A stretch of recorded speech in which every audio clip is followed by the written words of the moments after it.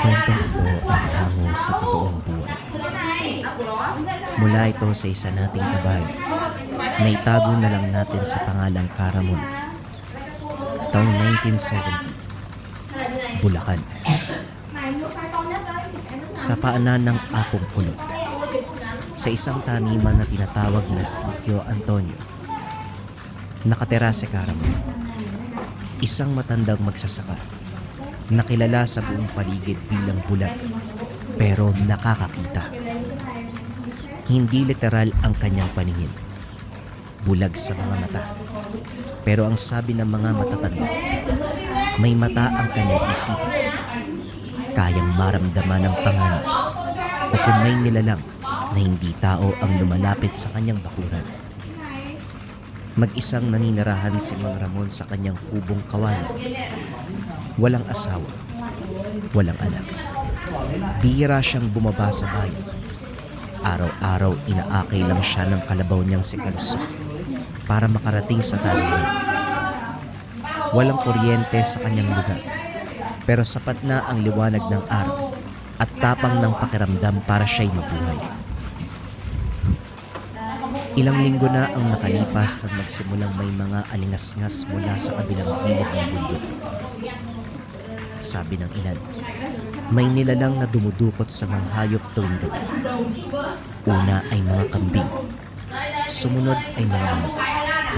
Pero hindi ito ordinaryong magnanakaw dahil walang bakas ng paa, walang iniwang putik, at walang ingay tuwing may nawawala. Isang gabi, habang hinihimas ni Caramon ang likod ni Kalso, may naramdaman siyang panibagong ihip ng hangin. Hindi ito kagaya ng karaniwang simoy mula sa bundok. Ito'y malamig. Masyadong malamig. May kasama din na tila bulong na hindi mula sa tao. Nakikiramdam ang lupa, Kalso. May kasamang takot ang hangin. Tumaas sa mga balahibo sa batok ng kalabaw. Inilapit ni Caramon ang kamay sa lupa. Wala pang ulan, pero tila may dumadaloy na lamig mula sa ilalim. Biglang nagliyab ang pakiramdam niya. Parang may matang bumubukas sa kanyang kalooban. May mga yabag sa palayan, pero hindi sa lupa ang bigat. Para silang dumaraan sa ere. Kinabukasan, bumaba si Caramon sa dulo ng kanyang lupa kung saan may maliit na ilog. Doon naramdaman ang kakaibang enerhiya. Ang pakiramdam niya ay may gumagalaw sa paligid ng gabing daan. Isang binatang nagngangalang Turo ang dumalaw sa kanya. Anak ito ng yumaong kumpare.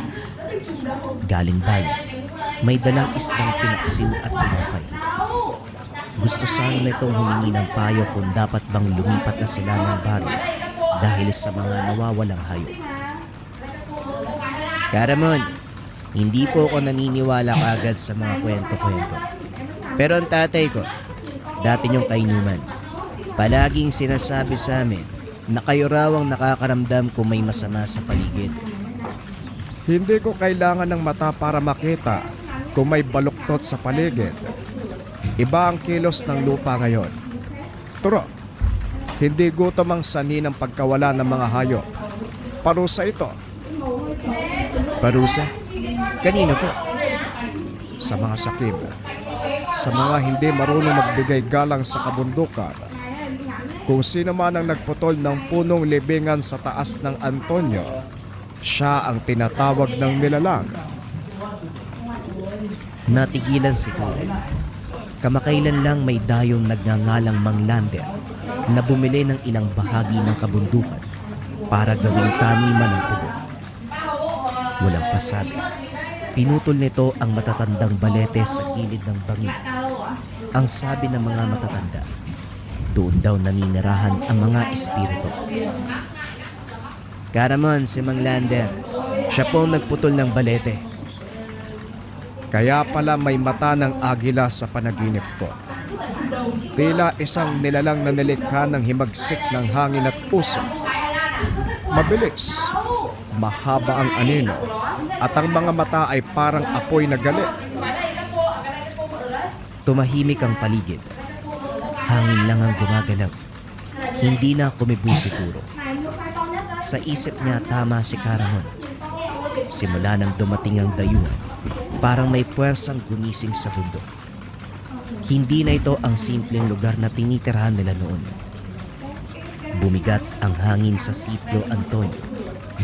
Bawat gabi ay tila may humihinga sa paligid na hindi tao, hindi rin hayop. Sa tuktok ng taniman sa gilid ng kakawyan, tahimik na binabantayan ni Caramon ang kanyang lupa. Isang gabi, habang hinihimas ang likod ng kalabaw na si Kalso, biglang kumatyot ito. Nanginig ang katawan. Hindi ito takot lang sa insekto. Ibang kilabot ang naramdaman. Kalso, hindi tayo nag-iisa ngayong gabi. Dahan-dahan niyang inabot ang itak sa tabi ng poste. Luma na ito. Gamit pa ng kanyang ama. Hindi niya ito ginamit bilang armas sa loob ng maraming taon. Pero ngayong gabi, parang hinihiling ng paligid na siya ay muling humawak nito. Sa hindi kalayuan ay may gumalaw. Tila usok na hindi lumalayo sa lupa. Walang yabag, walang huni. Pero ramdam ni Caramon ang presensya. Mabigat, mainit sa loob, malamig sa mata. Hindi ako ang hinahanap mo. Hindi ako ang may kasalanan sa lugar na ito. Hindi siya umaasa ng sagot at wala nga siyang narinig. Pero ang hangin ay tila tumigil. Walang gumagalaw. Ang mga kuliglig ay natahimik. Parang buong taniman ay huminto upang makinig sa kanyang tinig. Nang sumunod na araw muling dumalaw si Turo, anak ng dating kaibigan ni Caramon. May dalang tinapay at mainit na kape. Ngunit mas mabigat ang dala niyang balita. Caramon, may patay sa kabilang dulo ng kabundukan. Yung lalaking kasama ni Mang Lander. Wala namang sugat, pero nakanganga. Parang nakakita ng kung ano. Hindi to kinagulat ni Caramon. Ilang gabi na niyang nararamdaman ang presensya ng nilalang. Isa itong anyo ng galit na kalikasan. Tahimik pero marahas kung kinakailangan. Kapag tinanggal mo ang puso ng kagubatan, huwag mong asahang mananahimik ang paligid. Ang punong balete sa itaas, pinutol nila. Doon na nirahan ng mga nilalang ng bundok. Si Mang Lander po ang nag-utos nun. Pinapatayo na rin niya ang mga makina para sa tubo. Baka siya ang pinupunteriya ng nilalang. Hindi lang siya, maging ang mga sumusuporta sa kanya. Pati ang mga tumatahimik habang winawasak ang ugat ng lupa. Mula noon, si Turo ay hindi na bumalik pa sa bayan. Nanatili sa paligid ng taniman. Tuwing gabi dala ang gasera at itak. Binabantayan niya ang paligid. Isang gabi, nakita niya ang nilalang. Hindi buo ang anyo. Ngunit malinaw sa paningin. Maitim na anino na may mahabang pakpak. Parang usok na nabuo sa hangin. Hindi ito lumapit sa kanya. Hindi rin siya inatakot. Tumigil lamang ito sa sanga ng puno. Nagmasid at saka nawala. Kinabukasan pinuntahan muli ni Turo si Caramon. Caramon, nakita ko siya. Hindi siya gumagalaw. Hindi rin nagsasalita. Pero parang tinitimbang niya kung sino ako. Ang mata ng agila ay hindi para sa lahat. Ang mga tao may tinatagong itim sa puso ang kinakalaban nito. Ikaw, Turo, baka sinusubukan ka lang. Nang gabing iyon, hindi na natulog si Caramon. Sa halip naupo siya sa tabi ng apoy sa kanyang harapan. Binuksan niya ang isipan. Pinakiramdaman ng paligid. Sa kanyang diwa muling lumitaw ang nilalang. Mas malinaw na ngayon. Parang may katawan, pero yari sa puso. Ang mga mata nito ay dilaw, matalim at hindi kumupurap. Isang imahe ang dumaan sa kanyang isipan. Isang batang umiiyak sa gitna ng nasusunog na bahay. Isang matandang babae na ginapos sa puno. At ang matandang balete, pinutol habang ang lupa ay tila sumisigaw sa sakit. Kaya ka narito, hindi dahil sa gutom, kundi dahil sa galit. Galit na hindi mo maibuntong noon pa. Tumayo si Caramon. Mabagal ngunit buo ang loob. Alam niyang hindi sapat ang mga salita upang pigilan ang galit. Pero kailangan may magsalita. Kailangan may magpakita na hindi lahat ng tao ay walang pakialam. Nakikinig ka. At kung nakikinig ka, pakinggan mo ito. Hindi lahat ng nasa lupain ay kaaway mo. Kung susugurin mo silang lahat, maging ang mga inosente ay mawawala. Tahimik lang ang hangin. Walang sagot. Pero sa dibdib ni Caramon, nawala ang lamig. Alam niyang naintindihan siya ng nilalang. Kinabukasan humarap si Caramon kay Mang Lander. Walang takot. Wala ring galit sa tinig. Tanging babala ng isang tagapagsalita ng taniman. Ibalik mo ang respeto mo sa lupa. Hindi mo hawak ang lahat. Sa bawat punong pinapatay mo, may galit na lumalalim. Kung hindi mo titigilan, darating ang araw, ikaw mismo ang susuklaban ng nilalang. Bulag ka, Caramon. Ako may hawak dito. Ako nagbabayad, kaya wala kang karapatan. Umuwi si Caramon. Hindi na siya sumagot. Hindi rin siya galit. Sapagkat alam niya, sa likod ng mga puno, sa ilalim ng anino may matang nagmamasid. At sa gabing yun, bumalot ang dilim sa bahay ng Mang Lander. Walang umaalulong na aso. Walang huni ng kuliglig.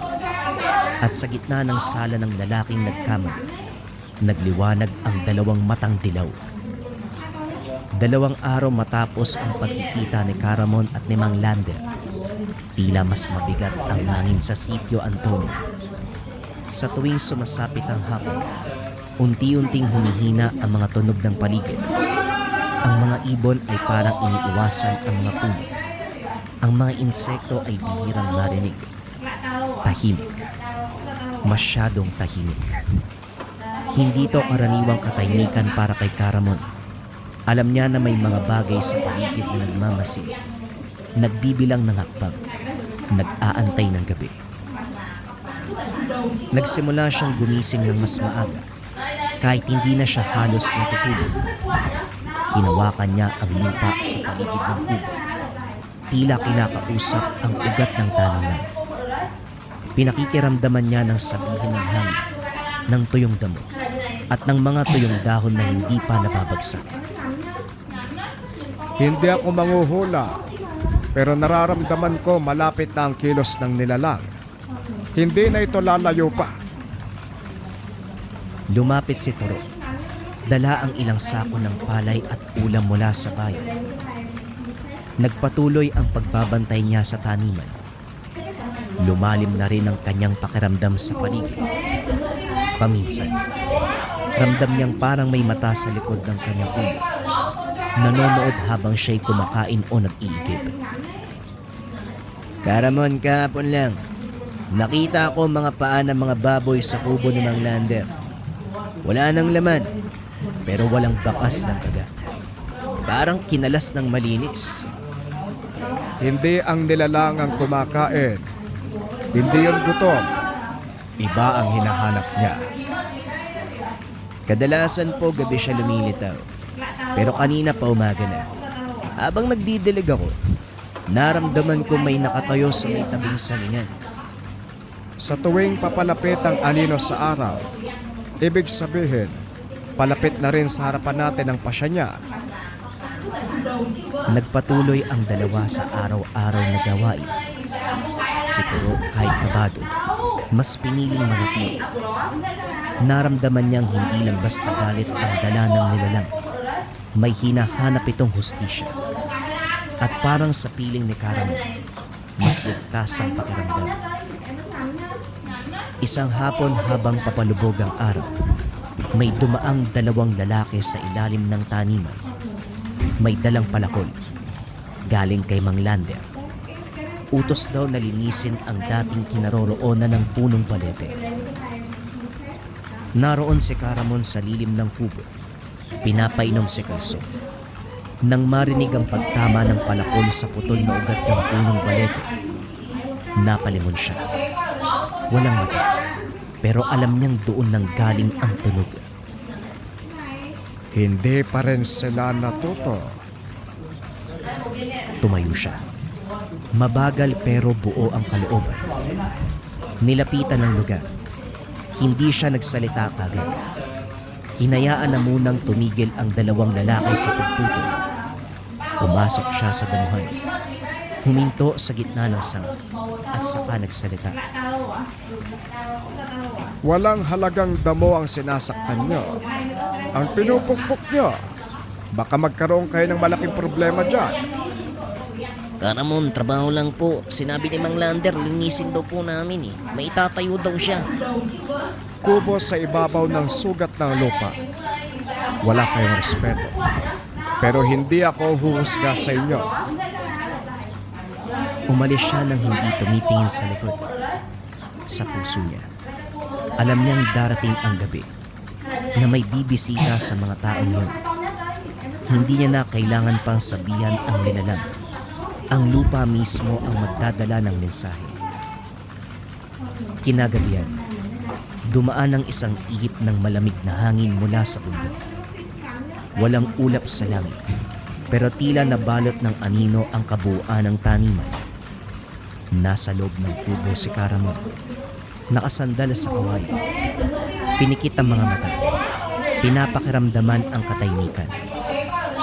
Sa labas ay may narinig na tunog. Hindi kaluskos ng dahon, kundi yabag ng tao. Parang sigaw o iyak ng ibon na nawalan ng pugat. Mahinang mahina, pero pasok na pasok sa tenga ng mga gising ang pakiramdam.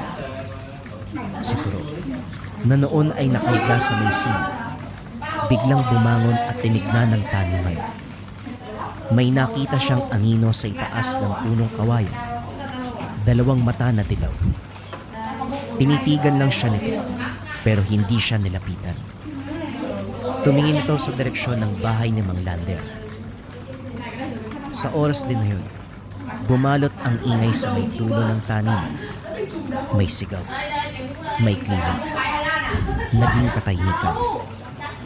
Kinabukasan natagpuan ng isa sa mga lalaking tagaputol ng balete. Wala ng buhay. Natagpuan sa paanan ng puno ng saging. Wala ring sugat. Ang bibig ay nakanganga. Ang mga mata ay dilat na dilat. Nang mga sumunod na araw, walang naglakas ng loob na bumalik sa lugar ng pinutol na balete. Si Mang Lander ay hindi lumabas ng bahay. Ang mga baril ng mga tauhan ay lagi ng bitbit. Kahit pag pumupunta sa banyo. Pero walang silbi ang sandata kung ang kalaban ay usok ng galit. Sa gitna ng taniman, si Caramon ay lalong tumahimik. Hindi na siya nagsasalita ng mahaba. Hindi na rin siya palangiti katulad ng dati. Para bang may pasang bigat ang kanyang puso. Sa bawat gabi, may bahagi ng taniman na natututo. Pero may mga tao pa rin na pilit na binubulag ang kanilang sarili. Walang sinagot si Turo, pero sinamahan siya ni Caramon sa pagbabantay. Sa mga gabing maulan, sa mga gabing tahimik, pareho nilang pinagmamasdan ng lupa.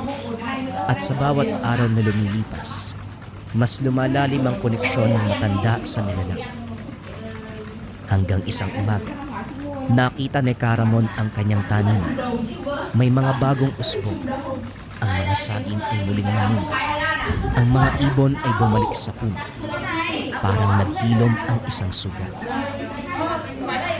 Tahimik ang taniman, pero hindi pa tapos ang lahat.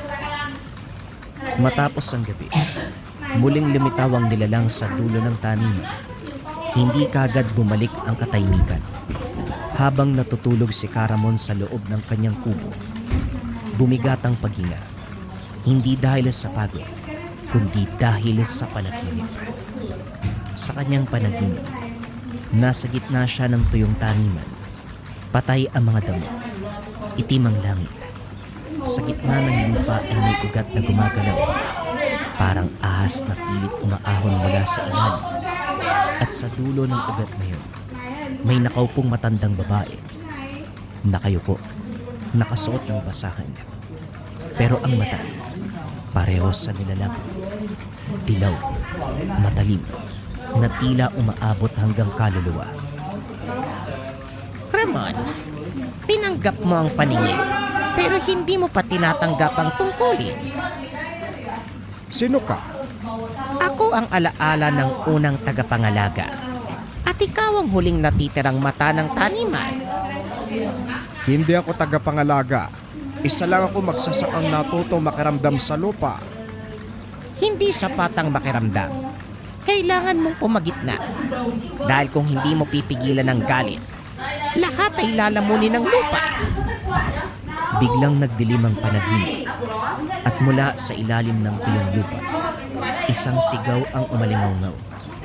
Hindi sigaw ng tao, hindi rin sigaw ng hayop. Sigaw ng lupa, basag, bitak, at galit. Nagising si Caramon na pawis, humihingal. Ngunit sa labas tahimik ang gabi. Si Toro ay mahimbing pa rin sa silid. Si Kalso, nakaiga sa tabi ng kubo. Pero sa paligid, tila mas malapot ang hangin, mas mabigat ang katahimikan. Kinabukasan, pinuntahan ni Caramon ang dulo ng taniman kung saan unang nakita ang nilalang. Sa pagitan ng mga tubo, may tumubong halaman. Hindi to karaniwang pananim. May daon itong makapal, parang balat ng ahas. At ang bulaklak, itim, ngunit sa gitna ay may dilaw na mata. Hinawakan niya ito. Wala namang nangyari. Pero nang ilapat niya ang palad sa lupa, naramdaman niyang may ritmo. Para itong puso na tumitibok. Buhay ang lupa. At ang nilalang, tila hindi lang basta gante ang bitbit. May panibagong mensahe. Kaya mo rin palang magtanim. Hindi lang pumatay.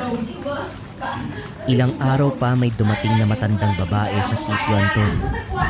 Hindi kilala ng mga taga-bari. Nakasaklay ng kahoy. Nakasuot ng lumang sari. Lumapit ito sa taniman ni Caramon at hindi nagdalawang isip na pumasok sa bakuran. Ikaw ba si Ramon? Ikaw ang pinakinggan ng lupa. Ako si Ramon, pero hindi ko hawak ang lupa. Bihira na ngayon ang mga katulad mo. Sa bayan namin sa kabilang bundok, dati merong tagapagbantay, pero matagal nang nawala. Simula nang pinutol ang huling puno ng balete. Inabot ng matanda ang isang maliit na sisidlan na yari sa kahoy. May ukit ito ng mata at balete. Inabot kay Ramon. Dito nakatago ang alikabok ng huling tagapagbantay. Hindi ito abo ng katawan, kundi ugat na pinutol. Dito nag-ugat ang galit, pero baka dito rin magsimula ang kapayapaan. Umalis ang matanda na hindi na muling nagsalita. Sa loob ng kubo binuksan ni Caramon ang sisidlan. Amoy abo. Amoy lumang kahoy. Pero nang ilagay niya ito sa lupa, natuyo ang paligid. Biglang bumalot ang katahimikan. At sa kanyang pandinig, may boses na dumaan sa isipan. Pagod na akong manakot. Turuan mo akong manahimik. Napaw po si Caramon. Wala siyang mata. Pero sa loob ng isipan niya, lumilitaw ang larawan ng taniman. Dati berde. Ngayon unti-unting nabubuhay muli. Hindi pa tapos ang galit, pero may bahagi ng lupa ang nagsisimulang huminahon.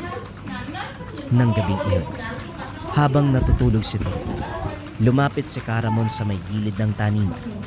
Dinukot niya ang sisidlan. Ibinaon sa gitna ng mga bagong sibol. Hindi siya nagdasal. Hindi rin siya nagdasal ng laban. Bumulong lamang siya. Kung mapapatawad mo ang lupa, baka mapatawad mo rin ang sarili mo. Doon niya naramdaman ang bagyang ihip ng hangin. Banayad, hindi malamig, hindi mabigat. Sa una ay akala niya guni-guni. Pero sa pagitan ng mga tubo, nakita ang anino ng nilalang. Nakatayo lang, pero hindi naggalit ang presensya. Wala na ring apoy sa mata, kundi liwanag na tila pagod. Tumalikod si Caramon. Hindi niya na kailangang kausapin ito. Hindi na rin niya kailangan tapusin ang usapan. Dahil minsan, ang tunay na kapayapaan ay nagsisimula sa pagtalikod sa gulo.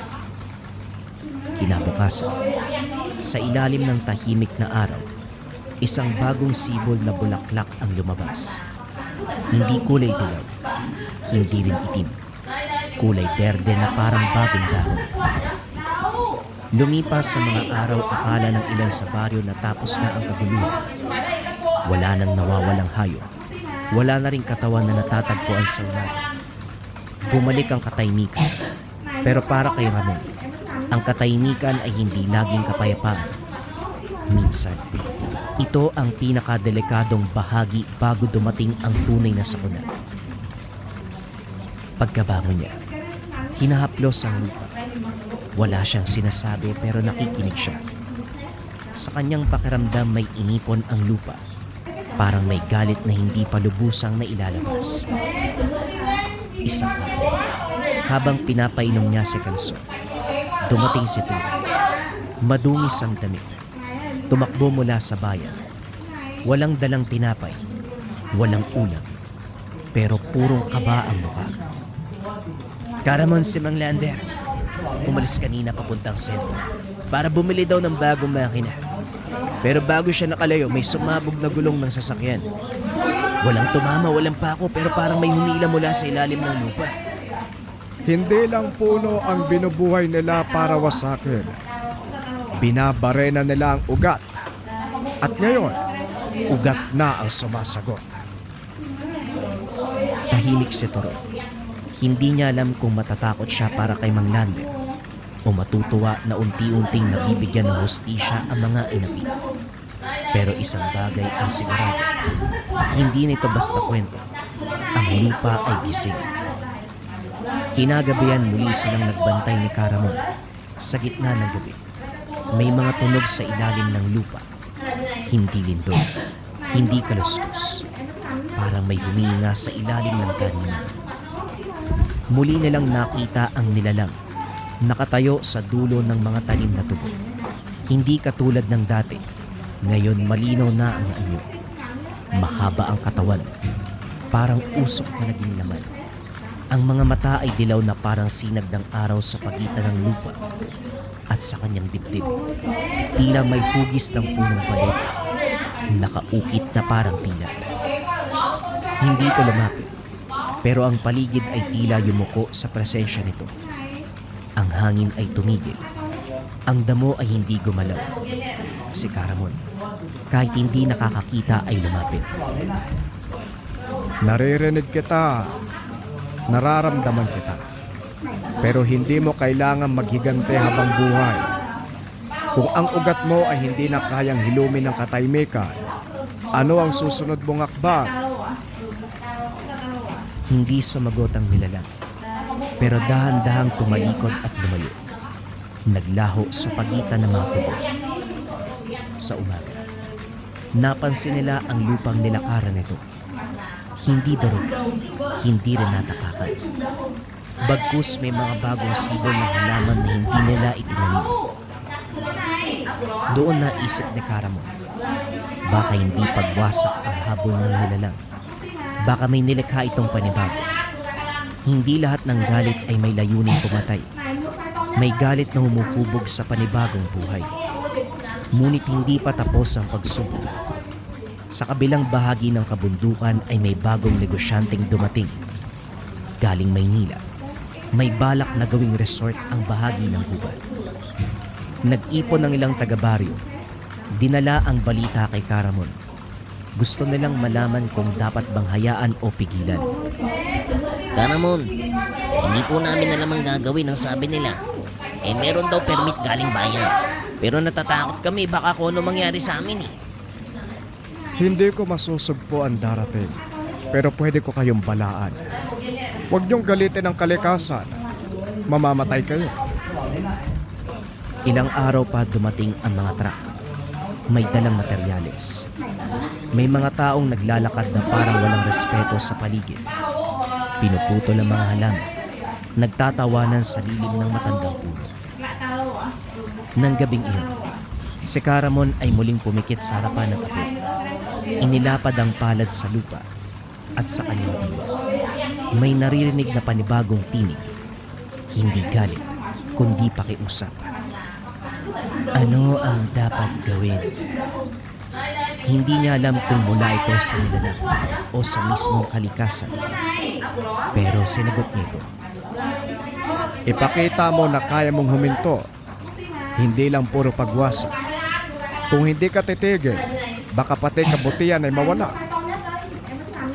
Kinabukasan, walang dumating na masama. Pero ang mga trabahador ng bagong proyekto ay isa-isang umalis. Hindi dahil sinabihan, hindi dahil may napahamak, kundi dahil sa gitna ng gabi. Lahat sila ay nagising sa iisang bangunan. Isang nilalang na may matang dilaw. Humihinga sa harapan nila. Tahimik lang, pero malinaw ang mensahe. Umalis ang negosyante. Naiwan ang lupain. Walang resort. Walang nasira. Ang kagubatan ay natahimik. Sa taniman ni Caramon, muling hinihimas ang alagang kalabaw na si Ganso. Ang mga tanim ay muling namunga. Si Toro ay patuloy pa rin nagbabantay. At ang nilalang ng kalikasan, hindi na muling lumitaw. Pero sa tuwing umiipang hangin, sa bawat galaw ng dahon, alam ni Caramon na nandyan ang nilalang. Tahimik, gising at nagbabantay. Handang tumipensa kung sakaling lalapastangan ang kalikasan. Bagong kwento pa rin ang kasunod mga kabayan. Huwag na nating patagalin pa. Simulan na ang story. Ang kwentong ito ay hango sa totoong buhay. Mula ito sa isa nating kabayan na itago na lang natin sa pangalang Jeric. Taong 1998, Davao. Magmula nang mamatay ang mga magulang, hindi maalis sa binatang si Jeric ang galit sa duwende. Bawat punso na makikita ay winawasak, sinisira. Batay sa detalyadong pagsusuri ng albularyong tumingin sa karamdaman, ang nabanggit na nilalang ang dahilan. Sa katunayan, gumanti lamang ito dahil aksidenteng nasira ng mga magulang ang tirahang punso. Kaso nga lang hindi matanggap ni Jeric dahil para sa kanya, kasalanan ng duwende dahil sumobra sa paggiganti. Hindi mababago ang katotohanan na ito ang pumatay sa ama't ina. Sa kabilang banda, nababahala si Tia Sabel sa kilos ng pamangkin. Hindi lingid sa kaalaman ng tungkol sa ganitong klaseng nilalang at kung paano kikilos sa oras na magalit. Ilang buwan na magmula ng makaugalian ng binata ang pangwawasak ng punso. Sa ngayon wala pang nangyayari, pero hindi pwedeng baliwalain ang katotohanan na darating ang takdang araw ng pag-iiganti. Iha, kinabi ka na naman. Saan ka ba nagpunta? Hinanap kita sa kapitbahay, umabot pa ako sa barangay. Nagbabaka sakaling naglalaro ka ng basketball. Hindi naman. Jeric, nag-aalala ko sa'yo kapag ganyan ang kilos mo. Wika ni Tia Sabel. Marami ang damit, lalo na ang pantalon at mga kamay. May putik. Ganito ang itsura pagkatapos mangwasak ng punso. Idagdag pa ang lungkot sa mga. Halos mag-abot ang kilay mahahalata ang pagdadalamhati. Napasama lang po ako sa construction doon sa kabilang sitio. Pinaayos yung kalsada ng kapitan eh. Naghahanap ng dagdag trabador kaya pumasok na po ako. Ayaw sanang paniwalaan pero nag-abot ng salapi. Natuwa si Tia Sabel dahil sa wakas napukaw ang atensyon ng binata. Madalas kasi ang paglalakwat siya nito. Inintindi na lamang dahil apektado sa pagkawala ng mga magulang. Pero ngayon kusa ng kumilos upang ibaling ang pansin sa ibang bagay. Mabuti ito, Jeric. Ayos lang ba kung idagdag ko sa pambili natin ng bigas? Maghahapunan na din pala. Sumaglit kasi si Tio Bernard mo kanina. Nag-uwi ng manok. Paborito mo yung tinola, hindi ba? Walang imik na nagpunta ng kusina ang binata. Tahimik itong naghapunan. Inantay lang ito ni Tia Sabel. Wala pa rin salita. Dumiretso lang ito sa kwarto pagkatapos magligpit ng pinagkainan. Napabuntong hininga na lamang. Inintindi na baka pagod lang ito, kaya walang ganang makipag-usap. Kinabukasan, maagang umalis si Jeric. Walang sinabi kung saan pupunta. Pinagpalagay na lamang ni Tia Sabel na papasok ng construction dahil sa damit na suot. May bitbit na itak, pala at sako. Magaan din ang pakiramdam ngayon kung kaya't hindi na bahala. Subalit ang inakalang sa pagtatrabaho tutungo. Sa gubat ang punta ni Jeric. Mabilis ang mga hakbang. Pagdating sa masukal na bahagi kung saan maraming punso, sinimula ng pagsira. Winasak ng binata ang tirahan ng duwende. Lahat ng makikita.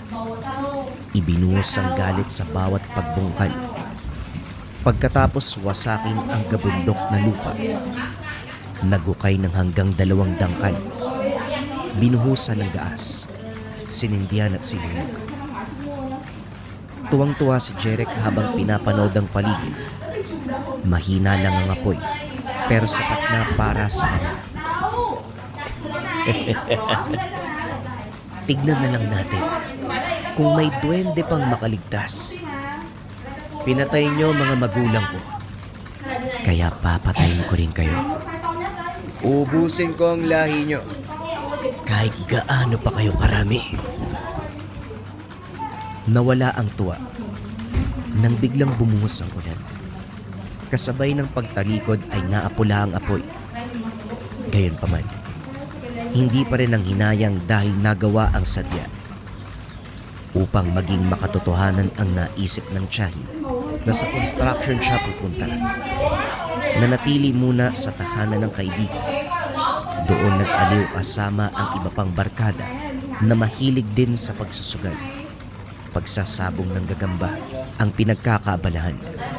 May pustahan na nakakadagdag aliw. Hindi na malaya ng oras, gabi na nang mapansin. Nagmamadaling umuwi si Jeric. Hindi na nagtaka kung bakit nakaupo sa pintuan si Tia Sabel. Ganito siya kapag nag-aantay. Lumiwanag ang mukha ng tiyahin nang makita siyang papalapit. Kagad itong tumayo sabay salubong ng ngiti. Naulanan ka ba? Halata sa bukat damit mo. Nangangamoy ulan. Ipaghahanda kita ng sabaw. Maligo ka muna doon sa likod. May tubig doon. Magbanlaw ng mabuti para hindi ka magkasakit. Sumunod si Jerry. Isinabit ang gasera sa dingding at saka naligo. Sa kalagitnaan hindi mapakali nang mapansin na parang may nakatingin. Hindi rin makita kung merong tao dahil madilim. Mayabong ang mga halaman. Siksikan ng mga puno ng saging at iba pa. Kaya mahirap hagilapin kung may nagtatago o wala. Pinalampas ito. Pero sa paglipas ng ilang sandali, lalong lumakas ang kutob ng binata. Damang-dama ang mabigat na presensya, kaso hindi malaman kung nasaan. Panay ang paglinga sa paligid, pero walang nahanap ang mata. Kaluskos ng dahon lang din ang maririnig.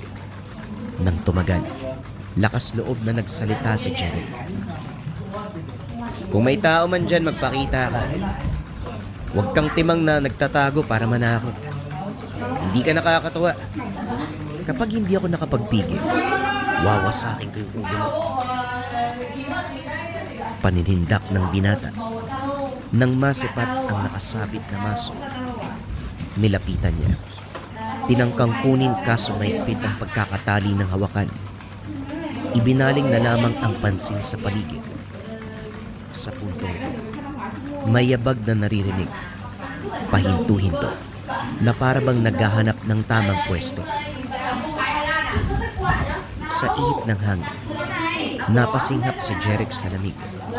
Kunot-noo dahil biglang uminit ang pakiramdam na parabang may dumamping apoy sa balat. Kasunod nito, ang paghiyaw ng matinis na boses.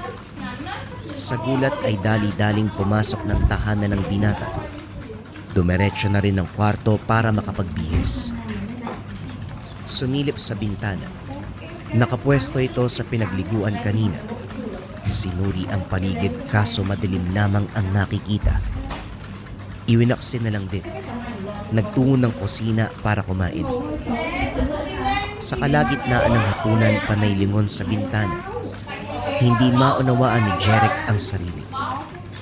Pakiramdam niya may nakatingin sa bandang iyon. Napansin ito ni Tia Sabel.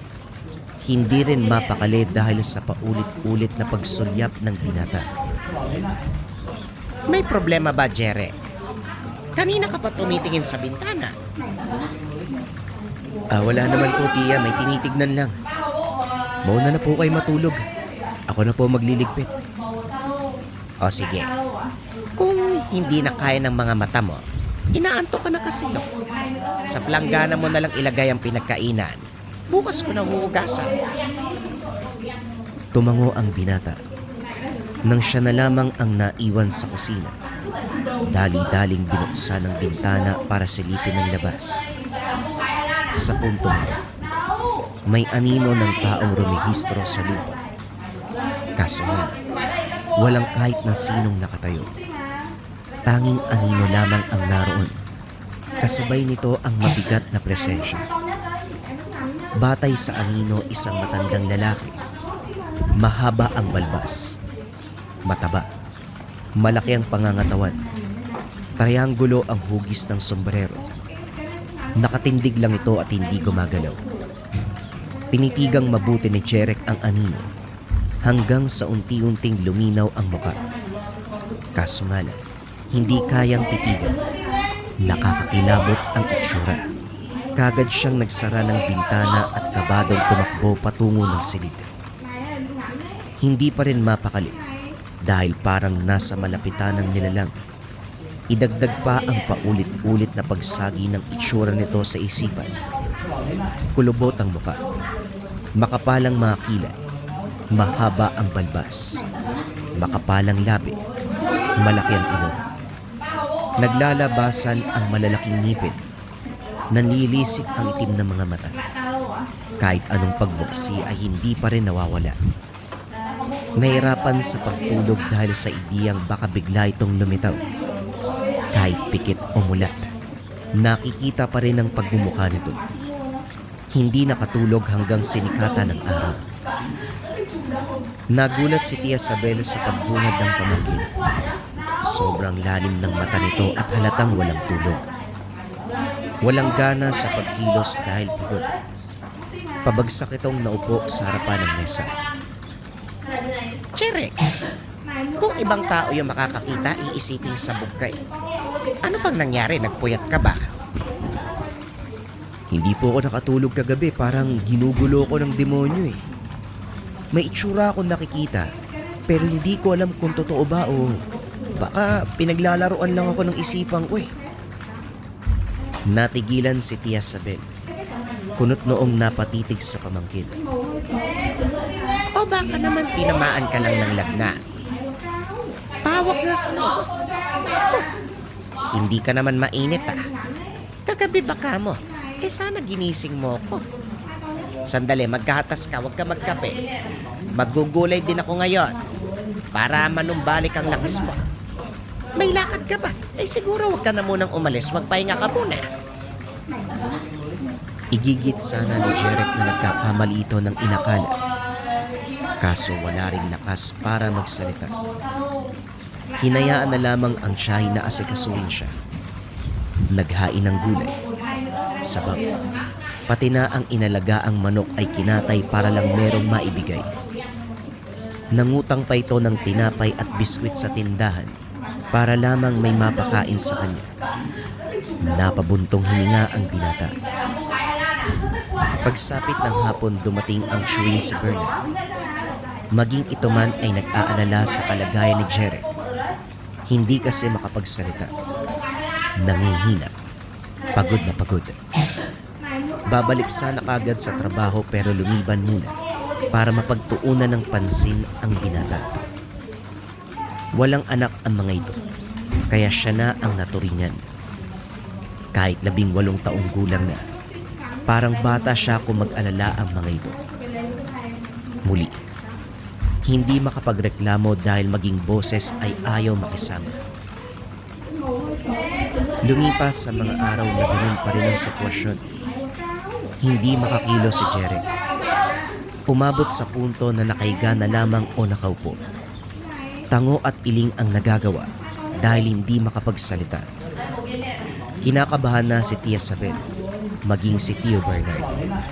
Hindi maiwasang isipin na baka ginantian ng binata dahil sa pangwawasak nito sa pulso. Bernard, alam mo ang tungkol sa mga duwende.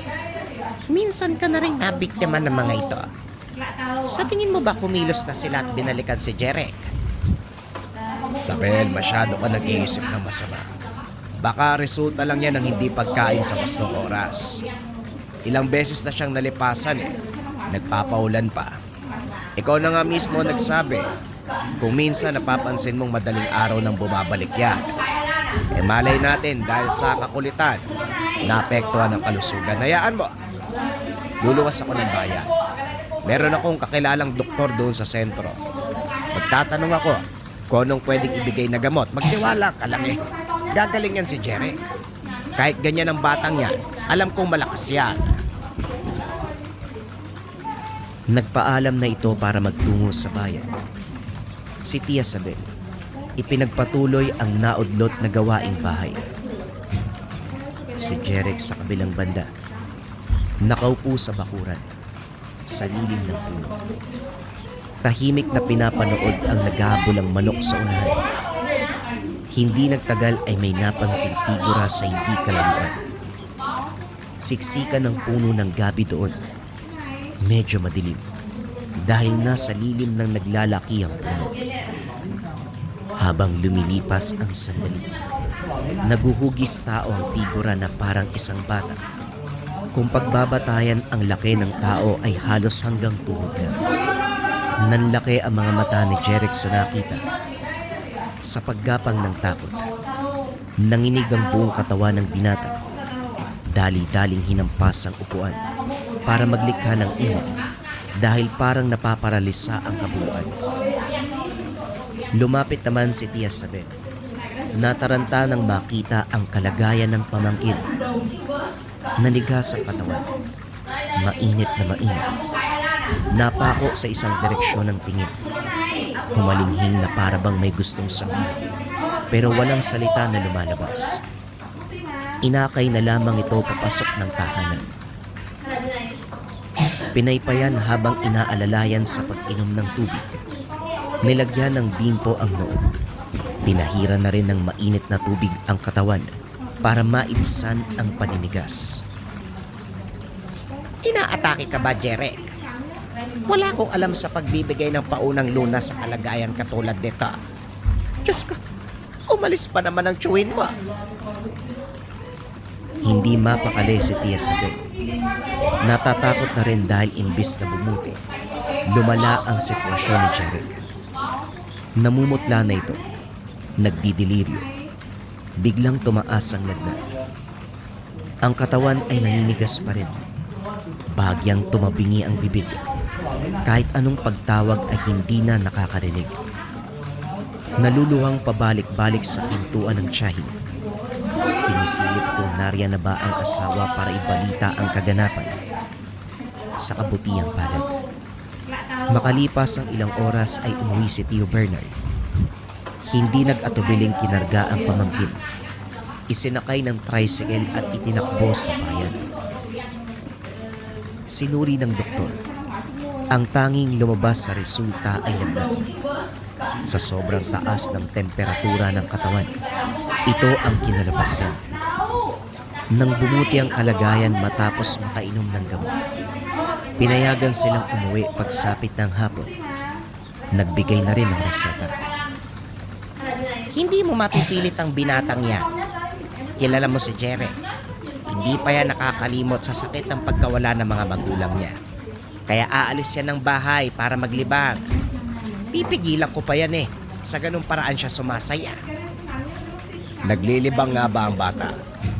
Ikaw na rin ang nagsabi. Ilang beses mo na siyang nahuli na nang wawasak ng pulso. Alam mo, sa totoo lang, nababahala ako sa ugali niya ni Jere. Sa ngayon wala pa nangyayari kasi baka walang nakatira sa mga pulsong nasisira niya. Paano kung sa susunod, makahanap yan ng katapat niya? Kapag nagkataon, lugi tayo. Hindi ordinaryong nilalang. Kaya pakiusap ko sa'yo, bantayang maigi si Jere. Mahirap na. Paalala ni Tio Bernard. Nakagad silang ayunan ni Tia Sabet. Lumipas sa mga araw, gumaling si Jerek sa karamdaman. Sa haba ng pananatili sa tahanan, naisipang lumabas para maglibang. Nagpaalam siya kay Tia Sabet. Ayaw sana nitong pumayag, pero dahil sa paungulit ay wala nang nagawa. Naglibot ang binata sa lugar. Nasanay na rin sa puro halaman at puno ang nabubungaran. Dumiretso siya sa pastulan dahil malawak ang kapatagan doon. Inaliw ang sarili sa mga hayop at iilang bata na naglalaro. Nakatutok sa tanawin sa harapan. Hindi na malayan ang paglipas ng oras. Napapangiti pa si Jerek sa kakulitan ng mga bata. Pero habang tumatagal, iba ang nakikita. Paulit-ulit na napakurap upang masiguradong hindi namamalikmata. Kaso nga lang lumala ng lumala. Ang bawat bata ay iba ang itsura. Dali-dali siyang tumayo para umalis sana sa lugar. Kaso nga lang napigilan ng makita ang duwendeng nakaupo sa tuktok ng punso. Sa pagkakalam ng binata, patag lamang ang lugar. Wala ni isang punso. Pero ngayon ay meron sa harapan. Napatakip ng magkabilang tenga dahil lumalakas ang ingay ng mga batang naglalaro.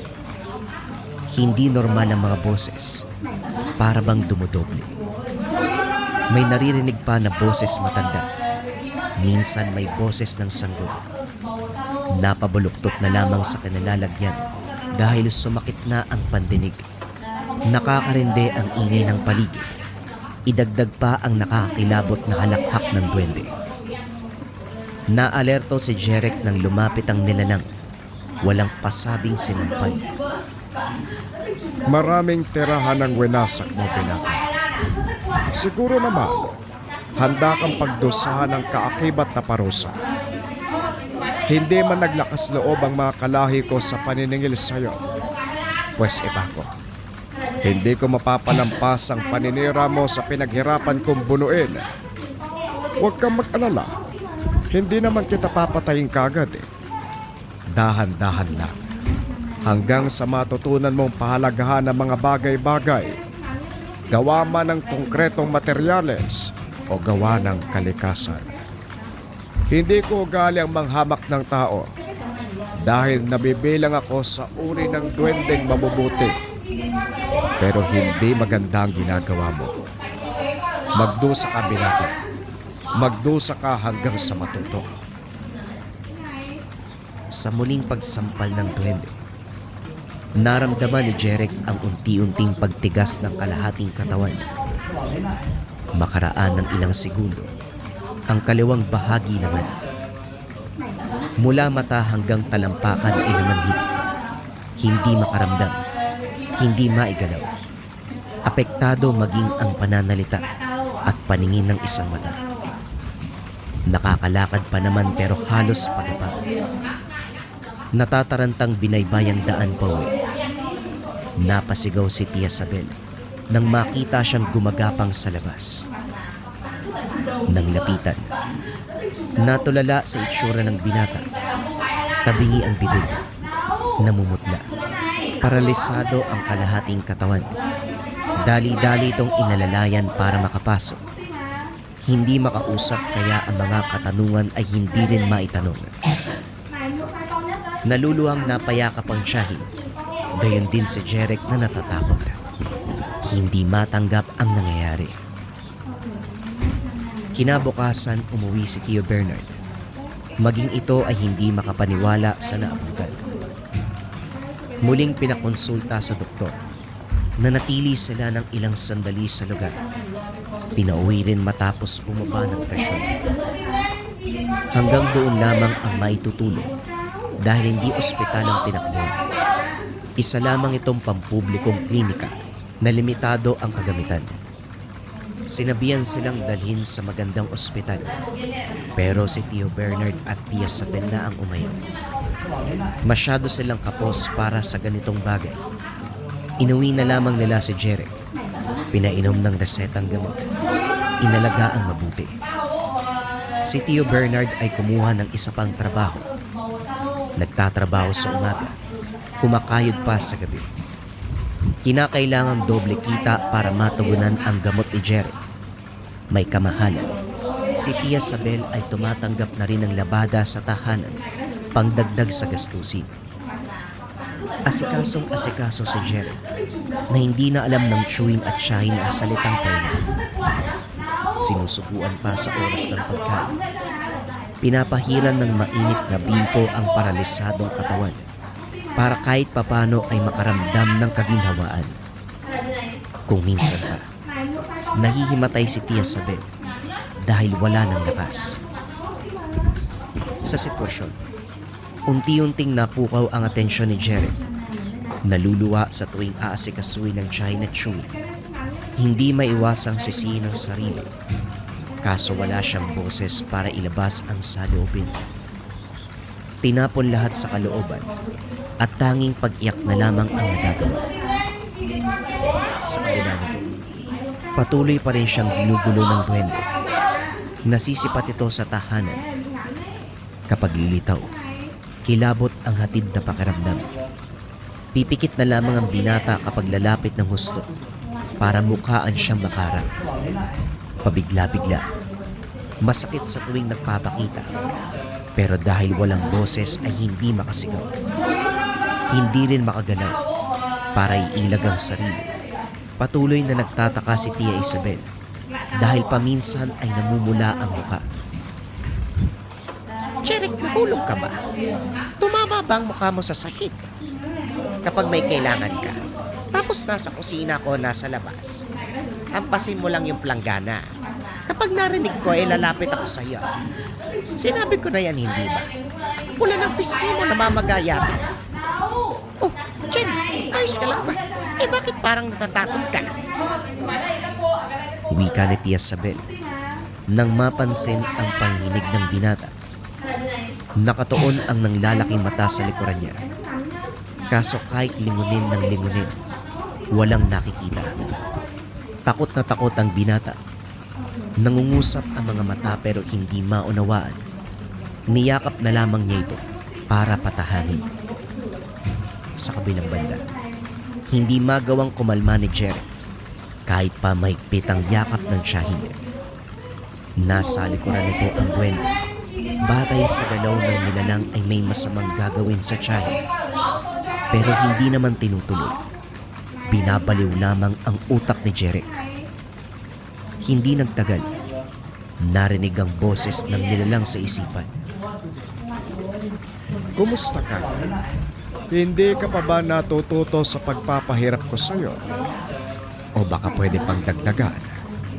Gusto mo bang isama ko ang tiyahin mo? O ang chewin mo kaya? Pumili ka ng isa sa kanila. Dalian mo. Pumili ka para may karamay sa sitwasyon.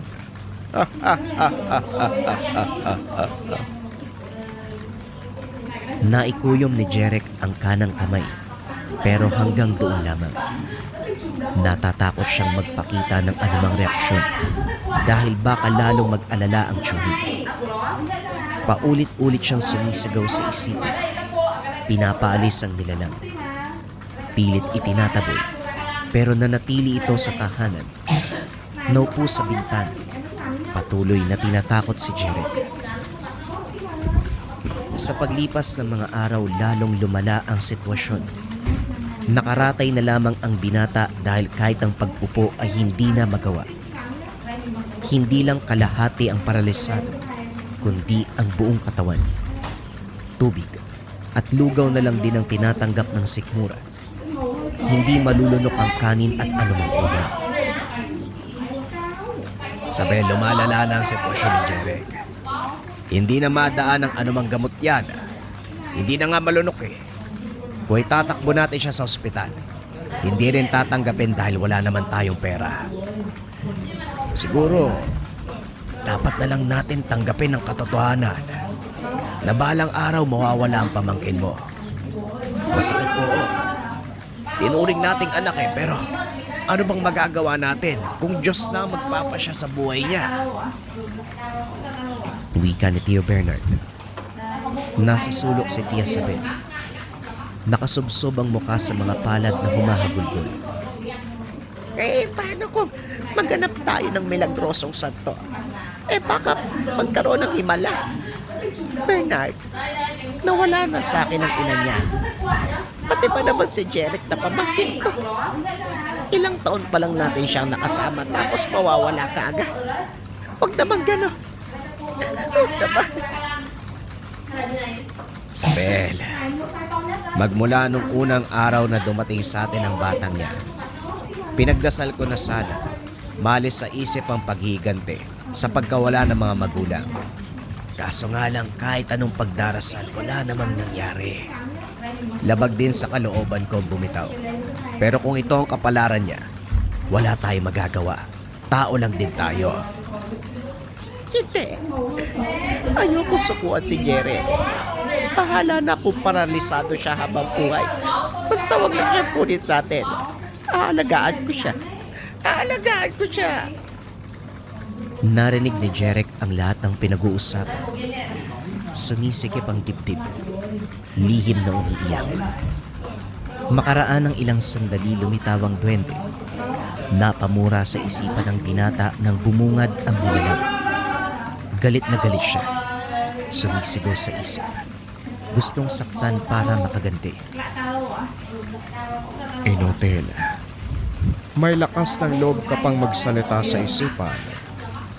Napakasama mo. Kahit kailan, Iho, dahil yan sa katigasan ng ulo. Mamamatay ka ng maaga. Ilang buwan ka nang nagdurusa. Pero ni katiting, wala kang pinagsisisihan. Ganyan ba kabulok ang utak mo? Hindi mo ba ginagamit?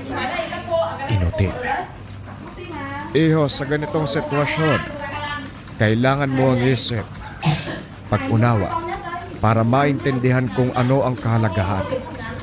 Hindi puro emosyon na iyak ng iyak. Napakawalang kwenta ng buhay mo. Tuluyan kang nilamon ng galit. Nakasagot si Jeric sa pamamagitan ng isipan. Ano bang sinasabi mo? Ito naman yung gusto mo, hindi ba? Ang magdusa ko. Tapos kapag nagsawa ka na, basta na lang akong papatayin. Ganyan naman talaga kayo kasama, hindi ba? Pinatay niyo ang mga magulang ko. Pati ako binalikan niyo. Hoy, kung ang mga magulang mo ang pag-uusapan, pues, hindi nagmula sa lahi ko ang nanghamak sa kanila. Itim na duwende ang nakalaban ng mga magulang mo. Isa pa, sila naman ang nagkasala. Gumanti lang ang mga elemento, pero hindi nila kinaya kaya binawian sila ng buhay. Ikaw naman, iba ang sitwasyon mo sa kanila. Nagbabayad ka sa kasalanang sinadya mong gawin. nagkamali ka ng tahanang winasak. Hindi dahil duwende ang pumatay sa mga magulang mo, ibig sabihin ay lahat damay. Kahit pare-pareho kami ng lahi, iba ang aming pag-uugali. Kagaya ng mga tao, merong mabubuti at meron ding masama. Wala sa bokabularyo ko ang magparusa sa mga tao. Pero dahil sa iyo, napilitan akong gawin ang bagay na ito. Hindi ka pa rin ba matututo sa lahat na nangyayari? Dahil kung wala pa rin, papatay na lang kita. Natahimik si Jeric. Napapaisip sa sinabi ng nilalang. Habang tumatagal, unti-unting naiintindihan. Sumagi ang mga sandaling napangibabawan ng galit, ang ideyang paghiganti. Tutungo ng gubat. Maghahanap ng punso at sa kawawasan. Habang dahan-dahang nauunawaan ang lahat. Napangiti ang duwende. Wala sa sariling nahampas ito. May utak ka naman pala. Matagal lang gumana. Ganyan nga. Hindi dahil galit ka. Hindi dahil naisip mo magiganti. Susugod ka sa lugar kung saan nananahan ng nilalang na hindi naman humamak sa magulang mo. Hindi lahat ng punso dito sa mundo, isang duwende lang ang nakatira. Bawat lugar, may angkan na nakatira. Bawat angkan, may kanya-kanyang pagkakakilanlan. At sa kaso namin, hindi kami masama. Ginawa ko lang ang nararapat sa iyo upang matuto ka. Ilang beses na kami nagpalipat-lipat dahil sinisira ng itim na duwende ang tahanan namin. Hindi lang kami lumalaban, kaya pinagdidiskitaan kami palagi. Nang wasakin muli, naisip kong magpakasama para turuan ka ng leksyon. Ikaw naman ugok ang hina ng kukote mo. O siya, malapit na ako lumagpas sa oras at baka hindi ako makabalik sa lugar namin. Naway magsilbing aral ang lahat ng kaganapan sa iyo. Matuto ka sa lahat ng pagkakamali mo, iho. Sa isang iglap, napapikit si Jeric nang lumiwanag ang paligid. Pagmulat ay naglaho ang nilalang. Kasabay nito ang paggaan ng pakiramdam. Hindi gumaling kagad. Paunti-unting nanumbalik ang lakas. Sa bawat araw na lumipas may pagbabago. Bumabalik ang boses. Dahan-dahang na igagalaw ang paralisadong katawan hanggang sa tuluyang naging normal. Pagkatapos ng kaganapan, nagbago ang ugali ni Jeric. Maging ang siya'y na chewing. Nagulat dahil nag-aalay ito ng pagkain at inumin sa bawat punsong mararaanan. Kung walang dala, babalikan para makapag-alay. Dahil dito, naisip ni Tia Sabel na baka nagkasala sa elemento ang pamangkin kaya nagkasakit. Gayunpaman, laking pasasalamat dahil natutunan itong lumaban. Nalampasan ang pagsuyo na hindi alam ni Tio Bernard kung paano nangyari. Si Jeric lamang ang nakakalam nito. Kung paano siya binigyan ng leksyon. Kung paano siya binigyan ng aral ng isang duwende.